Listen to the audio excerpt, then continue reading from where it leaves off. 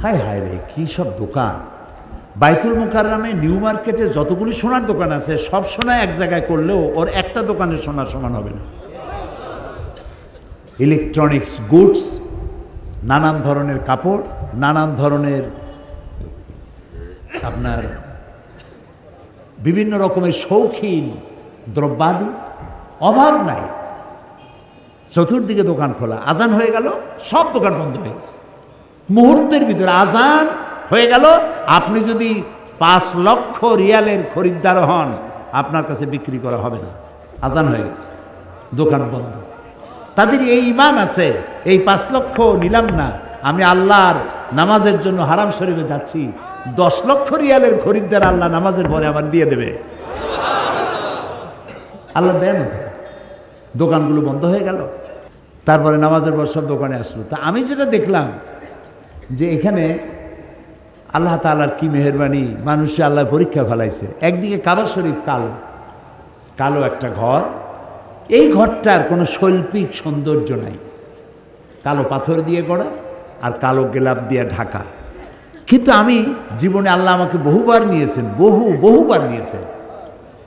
কাবা শরীফের দিকে যখন চোখ পড়ে, আমার কাছে মনে হয় যেন সারা পৃথিবীর সব সৌন্দর্য কাবার গায়ে লাগানো, এবং মোস্ট পাওয়ারফুল ম্যাগনেটিক জিনিস দিয়ে এটাকে তৈরি করা হয়েছে। দেখলেই মনে হয় আমাকে ডাকতেছে, আমার কাছে আয়, আমার কাছে আয়। সুবহানাল্লাহ। তো একদিকে একটা কালো ঘর, আর একদিকে সোনার দোকান, কম্বলের দোকান, জায়নামাজের দোকান, তসবির দোকান, আতরের দোকান। মানুষে আল্লাহ ইমানের পরীক্ষা ফেলাই দিয়েছে। এই কালো ঘরটা দিয়ে তাকায় থাকো, না নামাজ পড়ে সালাম দিয়ে সব দোকানে চলে যাও। এটাও দেখতে চান আল্লাহ তাআলা। বহু লোক আছে যারা নামাজ পড়ে, এখানে অনবরত 120টা রহমত নাজিল হয়। কয়টা? 120টা রহমত অহরহ নাজিল হচ্ছে, কিয়ামত পর্যন্ত হতে থাকবে। যারা তাওয়াফ করতে থাকবে তারা পাবে 60টা, যারা নামাজ পড়বে তারা পাবে 40টা, আর যারা তাকায় থাকবে, শুধু ঘরের দিকে তাকায় থাকবে, তারা পাবে 20টা। সুবহানাল্লাহ, সুবহানাল্লাহ। এত মানুষ, লক্ষ লক্ষ মানুষ, নারী আর পুরুষ, কি সুন্দরী সুন্দর মানুষ, এত সুন্দর মানুষ আপনি কয় জায়গায় দেখবেন।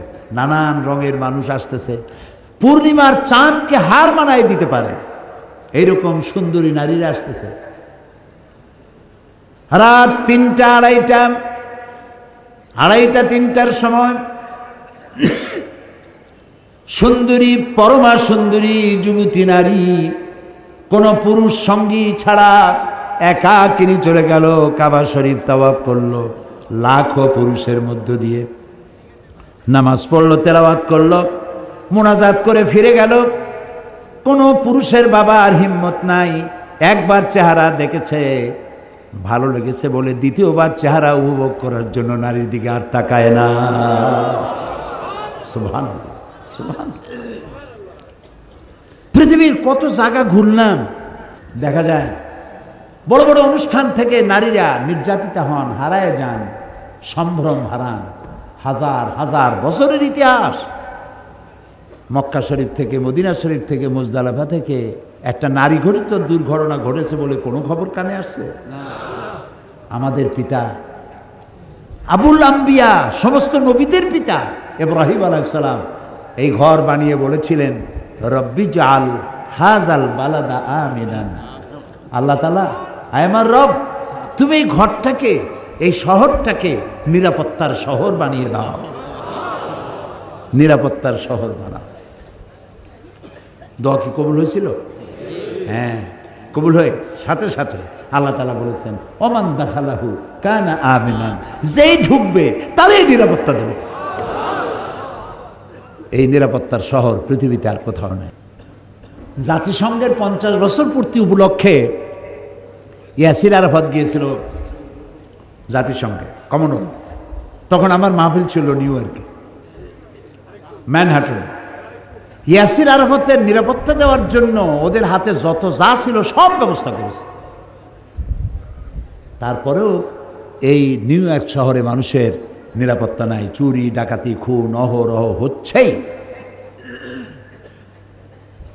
আমেরিকার 52টা স্টেটের মধ্যে শুধুমাত্র নিউ ইয়র্ক সিটিতে 24 ঘন্টায় যে অপরাধ হয় সৌদি আরবে সারা বছরও তা হয় না। এই কোরআনের আইনের কয়েকটা আইন মানে, সব এখনো মানে না মানে ইমপ্লিমেন্ট এখনো হয়নি। কিন্তু কোরআনের যে কয়টা আইন চালু করেছে তার বরকতে অপরাধ প্রবণতা পৃথিবীতে সবচাইতে কম সৌদি আরবে। সুবহানাল্লাহ। এই কোরআন শুধু তেলাওয়াতের জন্য আসে নাই। আমরা যদি আমাদের এই দেশটাকে নিরাপত্তাপূর্ণ বানাতে চাই সত্যি, আমরা যদি এই দেশটাকে নিরাপত্তাপূর্ণ দেশে বানাতে চাই, প্রিয় ভাই সব কথা শুধু বলতে ইচ্ছা করে। আমার এই দেশটা বড় সুন্দর দেশ, বড় সুন্দর অমিত সম্ভাবনাময় দেশ। কি নাই আমার? সব থাকতে আমি আজ ফকির। 56,000 বর্গ মাইলের এই স্বাধীন সার্বভৌম দেশটির অনেক কিছু আছে। এর মাটি দারুণ উর্বর,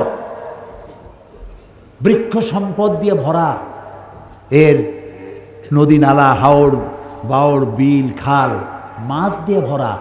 এ মাটির উপরে অসংখ্য গবাদি পশু, আর এই মাটির উপরে যে মানুষগুলি বিচরণ করে, এ মানুষগুলি বড়ই পরিশ্রমী, মানুষগুলি ধর্মপ্রাণ, সহজ সরল মানুষ, কিছু চায় না। প্রত্যেক দিন মেয়ে লোকেরা চায় না বেনারসি শাড়ি পরাইতে হবে, জামদানি শাড়ি পরাইতে হবে। পুরুষগুলি চায় না যে আমাদেরকে বাসমতির চাউল দিয়ে বিরিয়ানি খাওয়ানো লাগবে। সামান্য রিকোয়ারমেন্ট, একটু শান্তিতে থাকতে চাই, যে ঠ্যাং ভাঙ্গে হাতে ধরাই দিতে চায়, এটা যেন না চায়। বাড়িতে থাকতে পারি, দরজাটা অন্তত দিয়ে চুরি মারা থেকে বাঁচতে চাই, এইটুক চায়। মানুষগুলি ভালো, ধর্মপ্রাণ। আমার দেশের সবাই ধর্মপ্রাণ, হিন্দুরাও ধর্মপ্রাণ। আপনি দেখেন গ্রামে গঞ্জে যান, আমি যে এলাকার, আমার এলাকায় 3টা ইউনিয়ন আছে, 3টা ইউনিয়নের মধ্যে কেউ পানি খায় না। পানি না খেলে কি খায়? জল খায়। এত হিন্দু। আমি সেই সব এলাকায় গেলে মহিলারা আসেন, পুরুষেরা আসেন, মহিলারা মাথায় ঘোমটা পরা, ধর্মপ্রাণ। তারা পূজা করে, সিঁদে কপালে সিঁদুর লাগায়, হাতে শাখা পরে, স্বামীর সেবা করে। এরা ধর্মপ্রাণ। আমাদের দেশে বৌদ্ধ যারা, তারাও ধর্মপ্রাণ। আমাদের যারা খ্রিস্টান, তারাও ধর্মপ্রাণ। মুসলমানরা তো বটেই। আমার দেশের মতো এত বোরকা কোথায় আছে? সুবহানাল্লাহ, আলহামদুলিল্লাহ বলেন। এত টুপি কোথায় আছে? পৃথিবীর কোন দেশে কোরআনের কথা শোনার জন্য এইভাবে মানুষ বসার জায়গা না পায় দাঁড়ায় থাকে? আল্লাহু আকবার, আল্লাহু আকবার। আমার দেশের মানুষগুলি বড় ভালো, মাটি ভালো, মানুষ ভালো। এই মাটির তলায় রয়েছে অনেক সম্পদ। যে গ্যাস আছে, জেনারেশনের পরে জেনারেশন যদি এটাকে সঠিকভাবে কাজে লাগাতে পারে, তাহলে এই গ্যাস ফুরাবে না। এত গ্যাস আছে। আমার আছে কয়লা।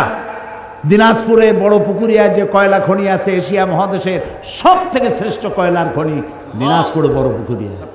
আর ভূতত্ত্ববিদরা বলেন কয়লার খনির নিচেই থাকে ডায়মন্ডের খনি। অসম্ভব নয় যে আমার দেশে ডায়মন্ডের খনিও আছে। আমাদের সামুদ্রিক যে বিশাল এরিয়া, সেই এরিয়ার মধ্যে রয়েছে পেট্রোল। আমার ইমান মজবুত নাই বলে আমাদের প্রতিবেশীদের নজর পড়েছে সেদিকে। তারা খুঁজে নিতে চায়, আমার সমুদ্রের মাছ নিতে চায়, আমার পেট্রোল নিতে চায়। গরিব বিধবা নারীর তার যেমন কোনো উপদেশের অভাব থাকে না, চতুর্দিক দিয়ে খালি উপদেশ দিতেই থাকে। এ দেশটাও যেন ওইরকম কেউ কেউ মনে করে। তো আমার দেশের, আমার এই সুন্দর দেশটাকে আমার কোনো অভাব নাই। 15 কোটি সর্বোচ্চ সম্পদ হচ্ছে মানব সম্পদ। 15 কোটি মানুষের 30 কোটি কর্মীর হাত। যদি দেশপ্রেম